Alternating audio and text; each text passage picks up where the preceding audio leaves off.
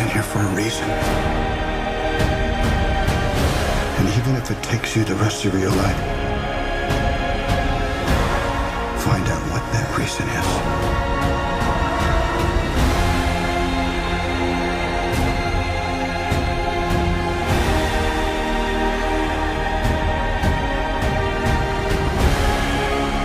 They said the age of heroes would never come again.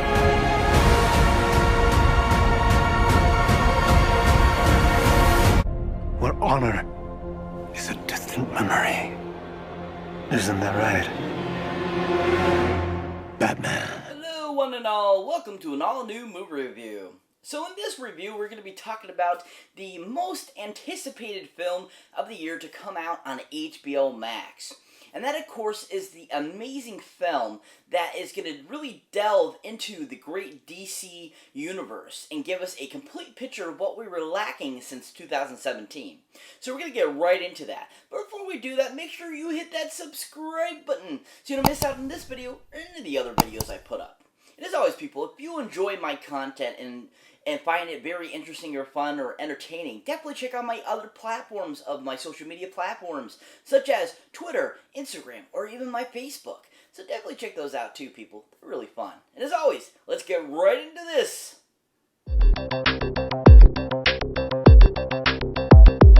So welcome one and all to an all-new movie review. So like I was saying before, we're going to be doing a movie review of a film that just got released on HBO Max on March 18th. And that, of course, is the most anticipated film that we've been pining for, been asking for, since its original film came out in 2017. And that, of course, is the Zack Snyder's cut of Justice League! The Snyder Cut! Ooh, the Snyder Cut! Ooh, oh my gosh, Snyder Cut. Amazing film. So much better than the original 2017 release that Joss Whedon took over. And we finally got the full picture of what Zack Snyder wanted to give us. This film was just from beginning to end, was just perfection, amazing, awesome, very well done, great acting, great character arcs, great character development. Everything you can think of that the first one lacked, this one reincorporated and gave us that full picture. Now, this film, of course, is none other directed by, as we know, why it's called the Snyder Cut, Mr. Zack Snyder. Oh yeah, Zack Snyder, whoa! So Zack Snyder, of course, directed originally the original first Justice League, but the cut that got released was actually more of a Whedon cut. Simply for the fact that, unfortunately, Zack Snyder had to step away during the post-production process of what he had filmed back in 2017 for the 2017 cut of the Justice League, unfortunately because of a family matter that ended up happening to his family, which is really sad. But at the same time, it was totally worth the wait to get this film because he really embodied this whole film and gave us a full picture of what his DCU really was. Now, a couple of films that he's also directed that I've really enjoyed in his directing and just in the direction he was taking certain films. Now, the first one happens to be a great film that came out in 2009 and is based off of a comic book as well. And that, of course, is the film called The Watchmen. Oh yeah, Watchmen. Ooh, Watchmen. Great, great story. Another great film that, exceeds 3 hours, but it's totally worth the watch. You got some great character development, you have some great action, you have great just chemistry and just a really well-rounded, story and film that just really kicks butt. The visual effects in that movie was really on point, and I just really enjoyed the type of story that they were trying to portray with these superheroes. Because these weren't just your, like your DCU or your MCU type of characters where, some of them are very invulnerable and can't be killed. This is about real people, basically, kind of like along the lines of Kick-Ass or Condor Man or, films like that where these people are just ordinary, everyday, average people that use gadgets, kind of like Batman, where they basically, take on bad guys and risk their lives. And that's what The Watchmen was all about and gave us this great amazing concept that Snyder really did an amazing job of conveying across the screen. I mean, his visualizations for this film was so on point and fun, and just a really well-rounded, directing performance by him. Because he gave us this really awesome take on this comic book that a lot of people loved, but that just really delivered. And I thought he did a great job of directing that film and giving us a really, really well done performance from all the actors and so forth. Great film. If you haven't seen Watchmen, definitely give it a roll, people. It's worth the watch. Now, the second film that he directed that I really think is one of his masterpieces, besides the Snyder Cut of Justice League, that, of course, is the 2007 film starring Gerard Butler, 300. Oh, yeah, 300. Ooh. Oh, my God. This movie is epic and awesome. Based on a true story, basically, on a historic fact of a battle that happened back, hundreds and thousands of years ago, about, these two clashing, basically, empires trying to battle out, and this one, legion of soldiers that basically took on a huge empire just by themselves, and were only 300 men. And this whole concept was so cool, and the visualization and everything that Zack brought to this film was so amazing too. I mean, for 2007, the CGI work, the animation, the guesswork, all that kind of stuff that was involved with it was really on point for its time. And then the story was just really well conceived too as well, giving us a newer, fresher take on that whole historic, battle that happened back then. And, we just got really well-rounded performances that Zack directed so well between Gerard Butler and Lena Headey and everyone that was involved with the film. They all played the characters very well and gave us really outstanding performances. If you haven't seen 300, definitely give it a roll, people. It's one of Zack Snyder's best directing, attributes, directing performances, directing films. He just did an amazing job with this film and gave us a really well-rounded film as well. If you haven't seen it, definitely give it a roll, people. It's worth the watch. Now, like I was saying, when it comes to the Snyder Cut, this is exactly what Zack envisioned for this film. He had already pretty much filmed all these scenes, back in 2017 when the original Justice League was supposed to release.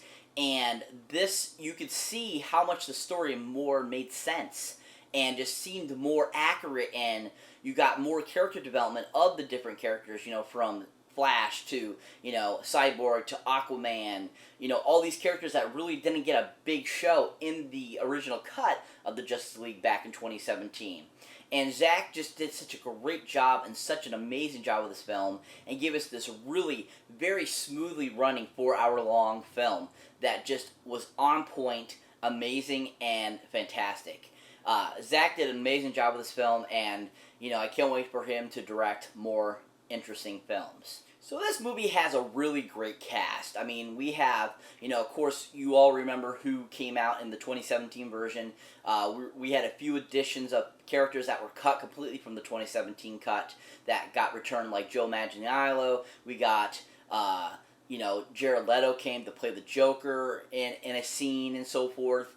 And we got to see more of certain characters, that just really embodied their character and had a way better story arc than the original theatrical cut. Now, to start us off, the couple of the characters I feel really didn't get enough recognition for their performances in the first cut because they were just so much fun, and these characters I feel weren't as fleshed out in the original cut. Now, first to start us off is Cyborg himself, Mr. Ray Fisher. Oh yeah, Ray Fisher! Woo! So Ray Fisher, he gets way bigger of a story arc in this version of Justice League. We actually get to see more of his backstory. We get to see more of his relationship with his father. We get to see more of him developing and learning to deal with his new cybernetic body. We get to see him interact more with the rest of the Justice League. We get just a whole and bigger picture with Ray in this film. And Ray just did a great job of bringing to light this character. And, for being pretty much his only theatrical version film that he's been in, he did an amazing job. Because unfortunately, he hasn't really done much. He's done some theater plays, and he was actually on one other actual TV show as a main character that we'll be talking about in a minute. But he was really amazing, and I was really blown away for performance. And I can see why Zack Snyder said that Cyborg really was the center of the Justice League and kind of the main person in the story. that he was trying to convey, and I can see that now with this Snyder Cut. And, Ray did such a great job performing and acting as Cyborg. But the only thing I know of that he's been in, and I actually haven't gotten to watch it yet, I definitely will in the future, and that is the HBO show called True Detective. Oh yeah, True Detective. And he actually was in Season 3 of the series as one of the main characters. And from my understanding, his portrayal in it was really fun, really amazing performance, and just really sinister and dark too a little bit, that gave a really great edge that was very different from his Cyborg character that we've seen in Justice League and Zack Snyder's Justice League. And it just seems like a really well-rounded performance too that he did in True Detective. But like I said, Justice League is really his only feature film he's actually been in. He really hasn't done any TV movies. He hasn't done much except for a few TV shows, basically. And I think it's interesting that, this being his first kind of leading role, he did a great job and just really outperformed what I thought and my expectations of him was. Really fantastic job by Ray Fisher in the film. He was excellent.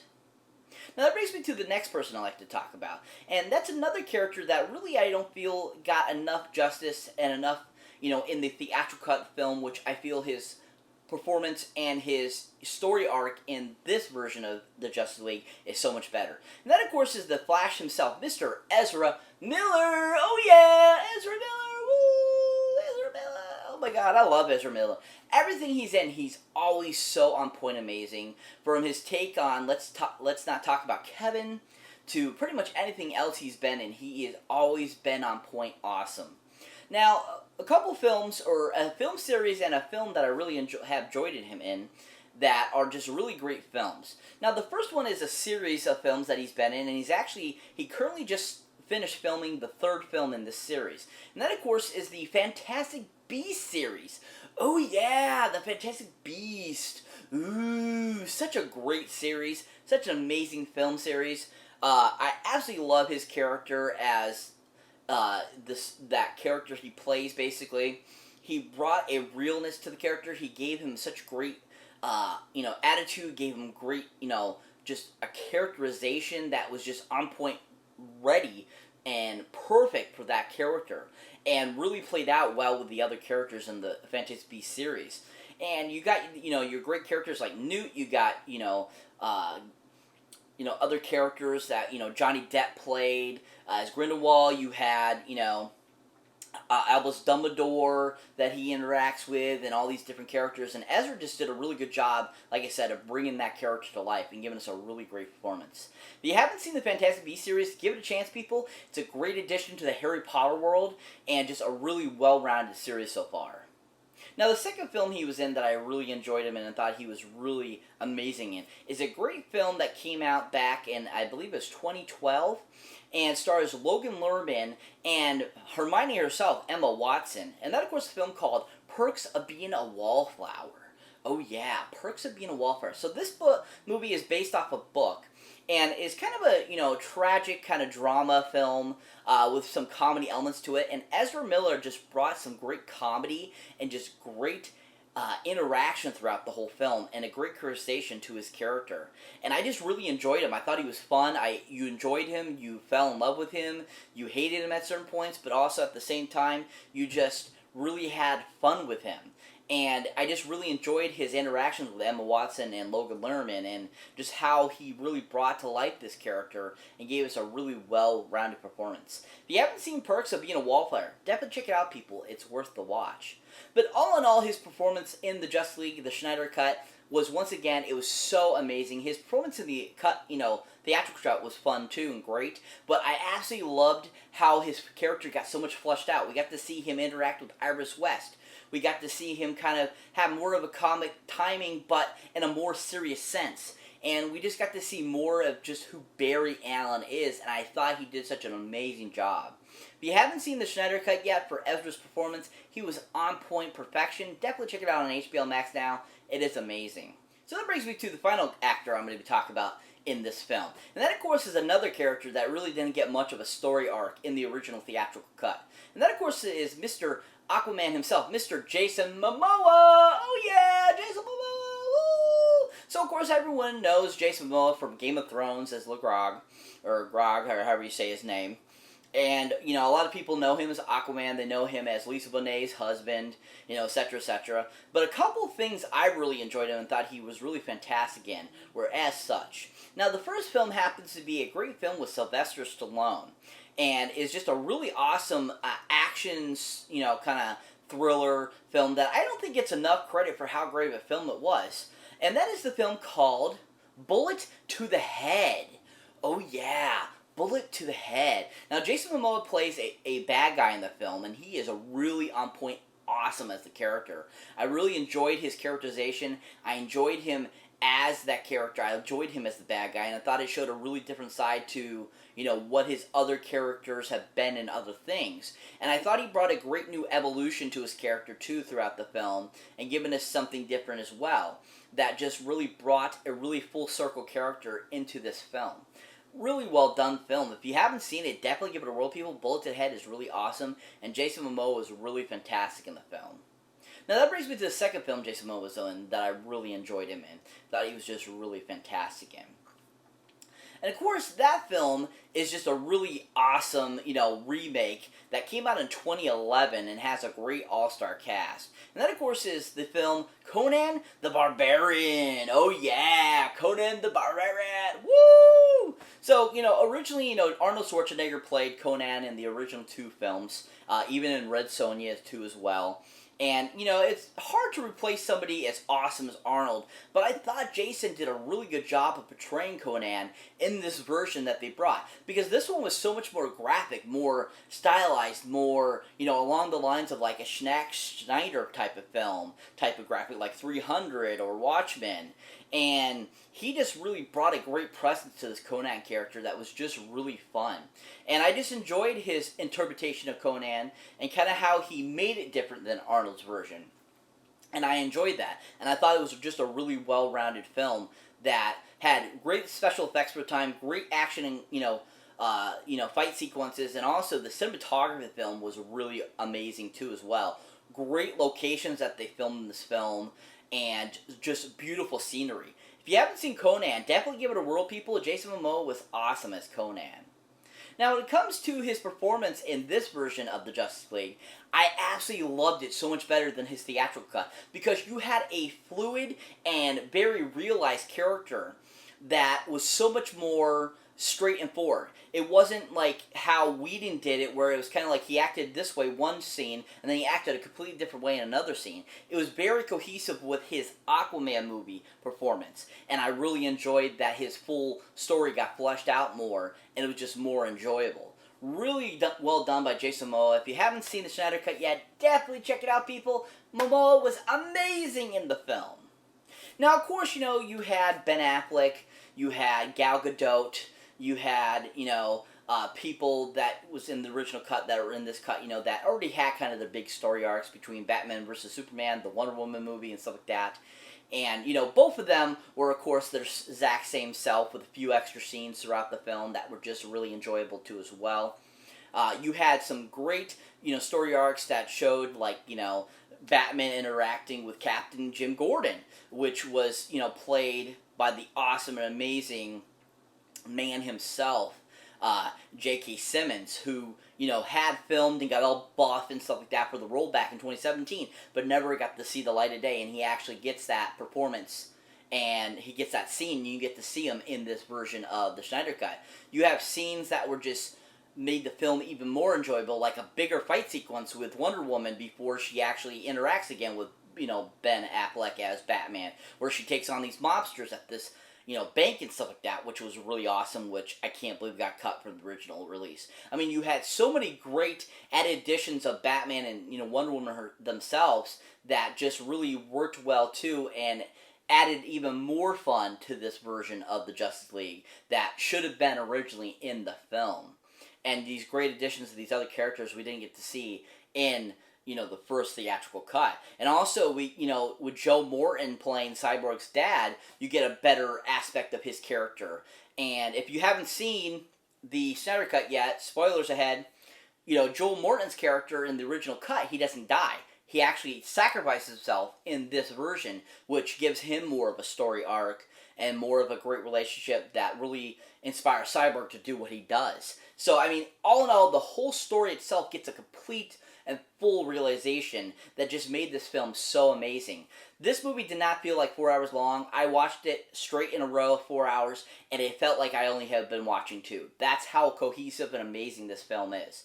If you haven't seen it yet, definitely go check it out on HBO Max now, people. It's such worth the watch. So much better than the theatrical cut. Can't wait for this to come out in 4K so I can add this to my collection. It's such an amazing film. Really enjoyed it. Highly recommend it. Giant 10 golden movie boxes up. Definitely go check it out now, people, on HBO Max. So that's it for this movie review, guys. As always, thank you for watching. Thank you for liking. Also, thank you for subscribing. And if this is your first time here, or you have been here before, don't forget to make sure to check out my content below my links, where you can either go to my awesome Patreon page, where you can see cool outtakes, bloopers, all kinds of cool stuff like that, or my awesome other links, such as for the Horror Pack, which is a great exclusive service where you can get horror films right to your door every month for a great low price. So definitely check those out too, people, if you like my content. As always, people, thank you for watching, and I'll see you in the next one.